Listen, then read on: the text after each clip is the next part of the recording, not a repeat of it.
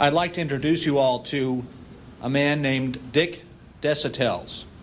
Dick was a young man from New Hampshire who answered his country's call to duty in the Korean War. And his story, I think, speaks for a legion of others whose fate remains unaccounted for by our government and those in China, North Korea, and the former Soviet bloc.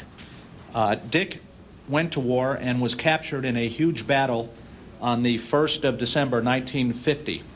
Following that battle, he was taken by the Chinese army into China, where he was forced to drive Chinese trucks.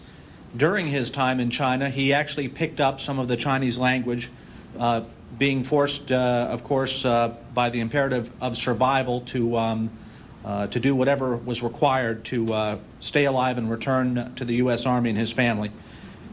In 1952, some 1 year after his capture, Dick was returned to a camp in North Korea, Camp Number 5, with his fellow American POWs, who were somewhat surprised to see a man coming back to Korea who had been in China, where there were not supposed to be any American POWs.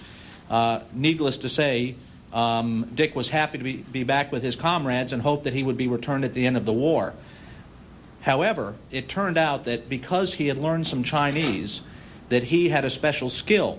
And when the Chinese guards would make statements, talk among themselves, when there were broadcasts over the Chinese radio, Dick, the boy from New Hampshire, was able to help translate and tell the other American POWs what was really going on.